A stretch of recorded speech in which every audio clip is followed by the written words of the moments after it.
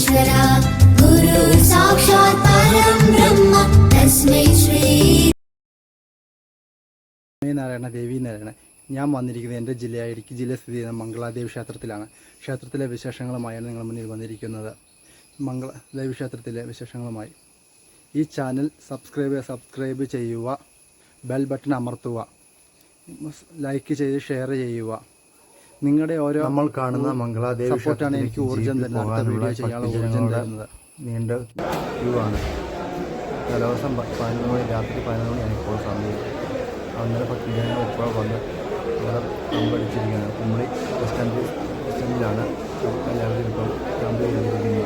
ഇവിടെ നിന്നാണ് രാവിലെ 6 മണിക്കാണ് ഇവിടുന്ന് മംഗളാദേവി ക്ഷേത്രത്തിലേക്ക് വേണം. കുമ്പളിയിൽ നിന്ന് 16 കിലോമീറ്റർ പോകണം. വനത്തിലൂടെ യാത്ര ചെയ്യണം. മംഗളാദേവി ക്ഷേത്രത്തിലേക്ക് ജീപ്പ് മാർഗം യാത്ര ചെയ്യണം. മലമുകളിലാണ് മംഗളാദേവി ക്ഷേത്രം സ്ഥിതി ചെയ്യുന്നത്. കൊച്ചു പിള്ളേരും കാരണവന്മാരും എല്ലാവരും ഉണ്ട്.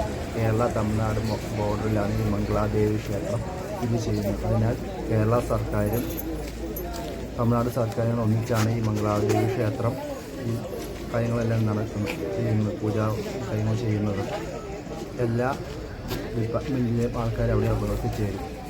അവർ 2 ദിവസം മുമ്പേ അവർ ക്യാമ്പ് ചെയ്തിട്ടുണ്ട്. അവിടെ എല്ലാ ഡിപ്പാർട്ട്മെൻറ്റും ഓരോരുത്തരും നിലത്ത് കുത്തിയിരിക്കുകയും കുറേ ആൾക്കാർ കിടക്കുകയും എല്ലാം ചെയ്യുന്നുണ്ട്. തമിഴ്നാട്ടിലെ വിവിധ ജില്ലകളിൽ നിന്നും ആൾക്കാർ ഇവിടെ വന്ന് ക്യാമ്പ് ചെയ്യുന്നുണ്ട്.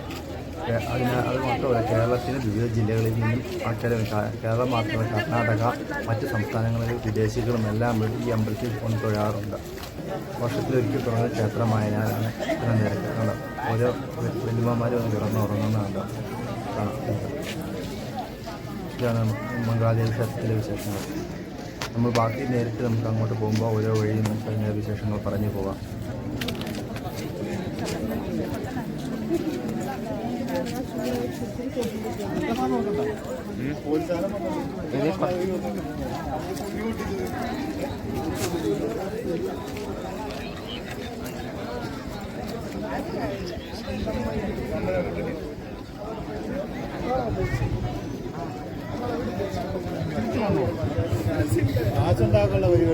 ജീപ്പ് യാത്ര ചെയ്യുമ്പോഴാണ് നമുക്ക് വാക്കിന് ഷൂട്ട് ചെയ്യാൻ സമയം കിട്ടില്ല. അതുപോലെ തിരക്കായിരുന്നു രാവിലെ.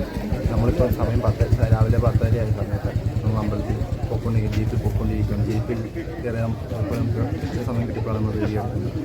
നമ്മൾ അമ്പലത്തിലേക്ക് പോകുന്നു. തൊഴിലിട്ട് 10 ജനം ആൾക്കാർ താഴേക്ക് പോയിക്കൊണ്ടിരിക്കുകയാണ്.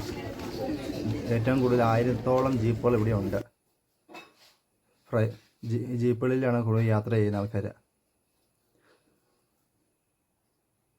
ഇതാണ് തമിഴ്നാട്ടിൽ നിന്ന് കയറി വരുന്ന നടപ്പാത. ഈ നടപ്പാതയിലൂടെയാണ് തമിഴ്നാട്ടിൽ നിന്ന് അവർക്ക് ആകെയുള്ള നടപ്പാതയുള്ളൂ. വണ്ടി വാഹനങ്ങൾ വരാൻ മാർഗമില്ല. തമിഴ്നാട്ടിൽ നിന്ന് കേരളത്തിൽ നിന്നുള്ള ആൾക്കാർ ഇതിലെയാണ് നടന്നു വരുന്നത്.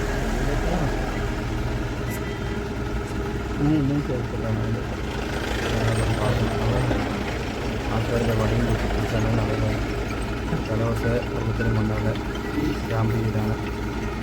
വെളുപ്പിനെ ഇവിടുന്ന് 6 മണി മുതലാണ് നമ്മൾ ഇവിടുന്ന് കേരള ഫോറസ്റ്റിൽ നിന്ന് കയറ്റി കൊടുത്തുള്ളൂ. തമിഴ്നാട്ടിൽ നിന്നാണെങ്കിൽ നമ്മൾ വെളുപ്പിനെ അവിടെ ആൾക്കാർ പോകും.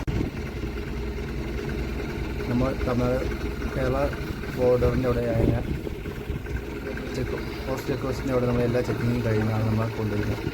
അധികം പ്ലാസ്റ്റിക് സാധനങ്ങളൊന്നും ഇങ്ങോട്ട് കിടക്കുന്നില്ല. അത് നമ്മളിപ്പോൾ ഒരു ദിവസമല്ലേ ഇവിടെ എല്ലാവരും കാണുന്നത്. അത് കഴിയുമ്പോൾ മൃഗങ്ങൾ ഇതിലെല്ലാം വന്ന് മൃഗങ്ങൾക്ക് ദോഷമായതിനാൽ പ്ലാസ്റ്റിക് വസ്തുക്കൾ അങ്ങോട്ട് കൊണ്ടുപോകാറില്ല.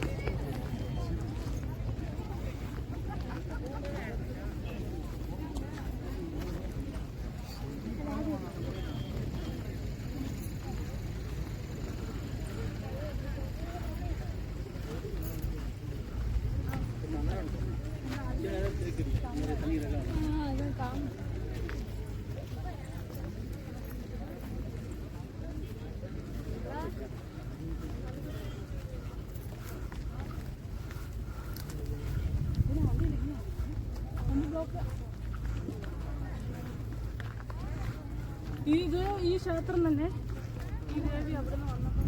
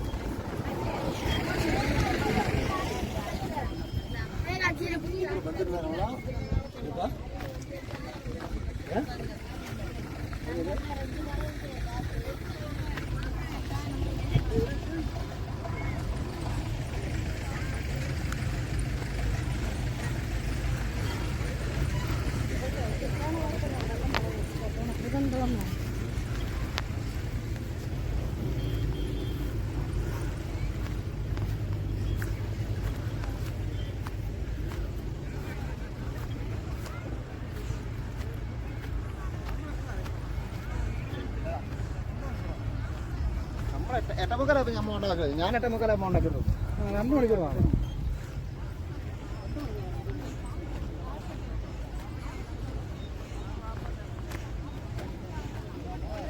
ആൾക്കാരെ ക്യൂ ആണോ? ഉടമക്ക് ക്യൂ ഒന്ന് പോവുക. ആ ആ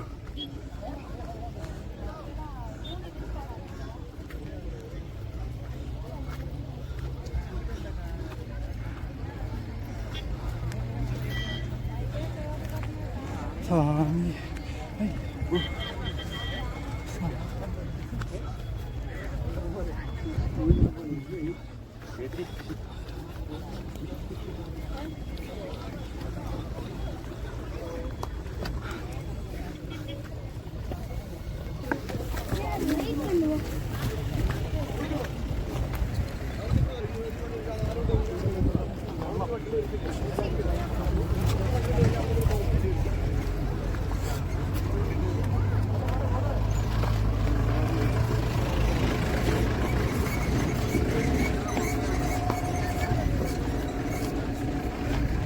എന്നാ കൊഞ്ചം മതി.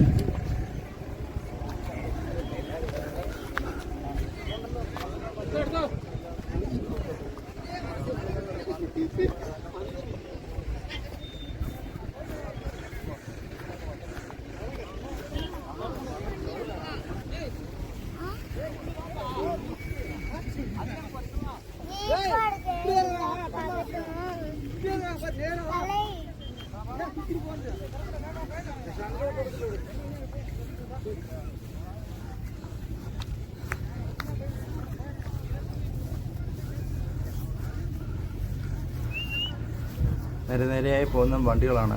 പയ്യെ അവിടെ നീങ്ങത്തുള്ളൂ. അവിടുന്ന് ഒരു വണ്ടി പോയിട്ട് വന്നിട്ടാണ് തിരിച്ച് അടുത്ത വണ്ടി ഇറങ്ങി. അതുകൊണ്ട് പയ്യെ വണ്ടി അവിടുന്ന് നീങ്ങത്തുള്ളൂ. അതിനാൽ ഞാൻ അവിടുന്ന് ഇറങ്ങി പയ്യെ നടക്കാൻ തുടങ്ങിയായിരുന്നു. അവിടുന്ന് 1 കിലോമീറ്റർ ദൂരമേ ഉള്ളൂ ഇനി അമ്പലത്തിലേക്ക്. അതിനാൽ വണ്ടിയിൽ നിന്ന് ഇറങ്ങി പയ്യെ നടക്കാൻ തുടങ്ങി.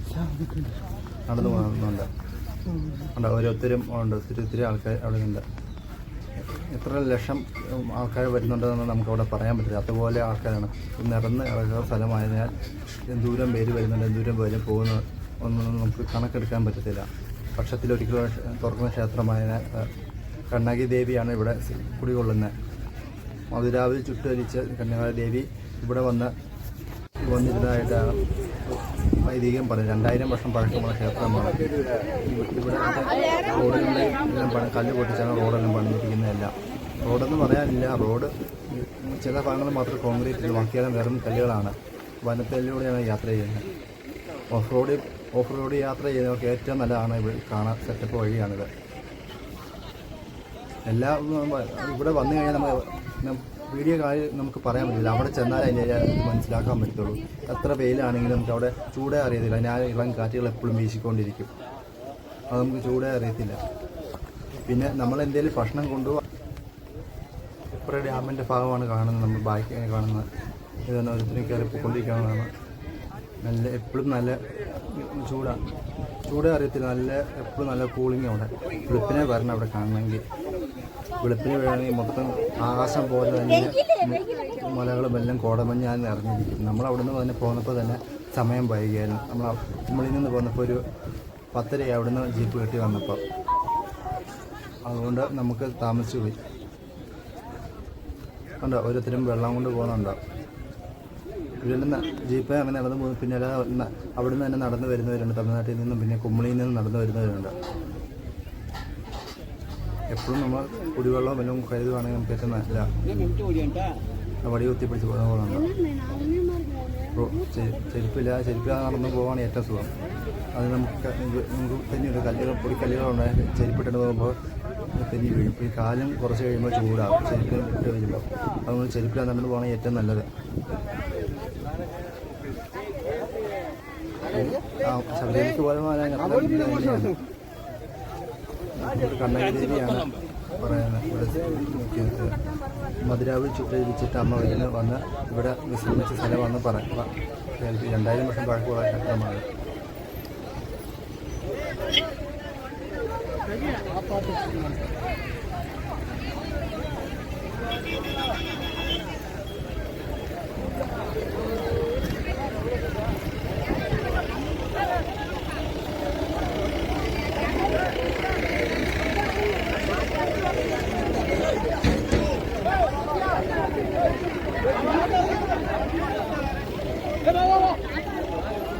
സാർ അതിൽ അമ്പത്തി വേണം.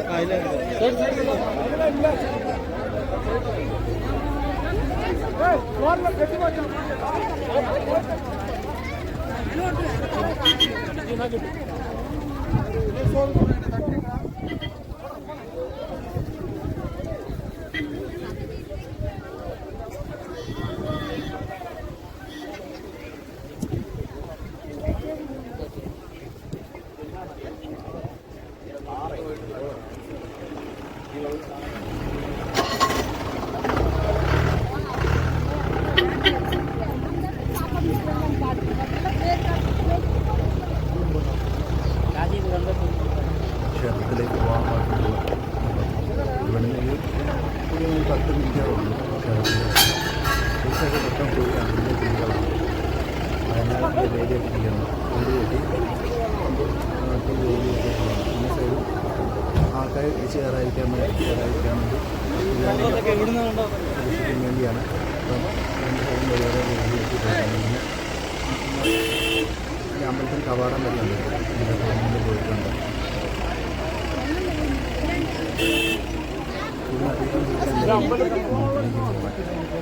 അമ്പലത്തിൽ പോയി നോക്കിയോ? നിങ്ങൾ അങ്ങനെയാണോ എല്ലാവരും അതുപോലെ ഇത് ഗൈഡ് ചെയ്യണം. ഇത് ബാക്കിയുള്ളവനെല്ലാം ക്യൂ നിൽക്കും. ഇത്രയും ദൂരം 10-16 കിലോമീറ്റർ നടന്നേ ഉള്ളൂ.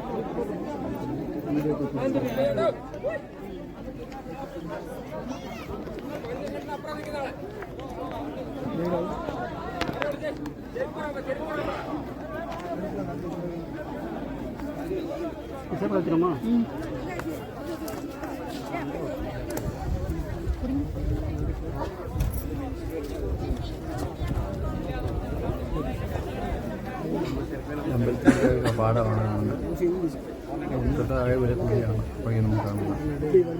അങ്ങനെ താഴെ ആനകളുള്ള അമ്പലത്തിൻ്റെ അവശിഷ്ടങ്ങളാണ്, മതിലിൻ്റെ അവശിഷ്ടങ്ങളാണ്. അവിടെ ഈ അമ്പലം നിർമ്മിച്ച് തന്നെ അവിടെ കല്ല് മുറിച്ചെടുത്താണ് ഈ അമ്പലം ഉണ്ടായിരിക്കുന്നത്. അമ്പലത്തിൻ്റെ ഒരു ഭാഗം ഇത് കേരളത്തിലാണ് ഈ അമ്പലം. പിന്നെ അങ്ങേ സ്ഥലം ഒരു അമ്പലമാണത് തമിഴ്നാട് സർക്കാരിൻ്റെ. ഇവിടുത്തെ ചുമതല മൊത്തം കേരള സർക്കാരിൻ്റെ കീഴിലാണ് ഇപ്പം ഈ അമ്പലം. അങ്ങേ സൈഡ് തമിഴ്നാട് സർക്കാരും. അതുകൊണ്ട് കേരള പോലീസുകാർ ഇരിക്കുന്നുണ്ട് സാറുമാരാണ് ഇവിടെ. ഇവിടെ നമ്മുടെ ജില്ലാ കളക്ടറും ഉണ്ട്, തമിഴ്നാട് ജില്ലാ കളക്ടറും ഇവിടെയുണ്ട്, സംഭവ സ്ഥലത്തുമുണ്ട്. അവരുടെ സ്ഥാനത്തിലാണ് വർഷത്തിൽ വരുന്ന എല്ലാവരുടെ സുരക്ഷയ്ക്കും വേണ്ടിയാണ് അവർ എന്താവശ്യത്തിനും പെട്ടെന്ന് അടിയന്തരമായി എന്തെങ്കിലും തീരുമാനം എടുക്കണമെങ്കിൽ ആൾക്കാർ വേണം. അതിനായ ഈ കളക്ടർമാർ രണ്ടുപേരും ഇവിടെ വന്നിരിക്കുന്നത്.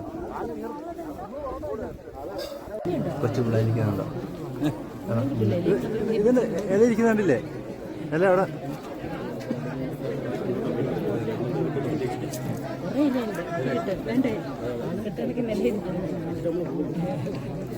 പോവില്ലല്ലോ ഇവിടെ ഇരിക്കാനുണ്ട്.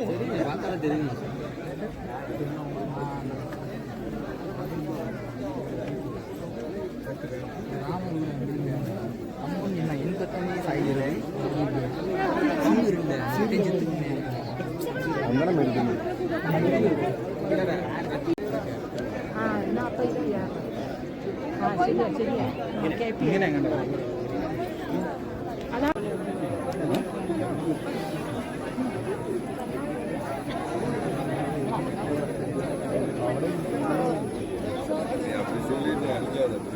ഈ തമിഴ്നാട് സർക്കാരിൻ്റെ ഉള്ള അമ്പലത്തിൻ്റെ ഭാഗമാണ് നമ്മൾ കാണേണ്ടത്. ഇത് ഓരോ അമ്പലങ്ങൾ ഓരോ പ്രതിഷ്ഠകളുണ്ട്. ഇതുണ്ട് കല്ല് കുത്തി വലിപ്പത്തിൽ തന്നെയാണ് കല്ല്. അമ്പലത്തിൻ്റെ അവശിഷ്ടങ്ങളാണ്.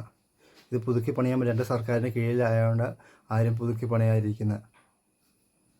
പുതുക്കിപ്പണിന്ന് 2000 വർഷം മംഗളാദേവിയുടെ ചരിത്രമായ അടുത്ത വീഡിയോയിൽ നമുക്ക് കാണാം.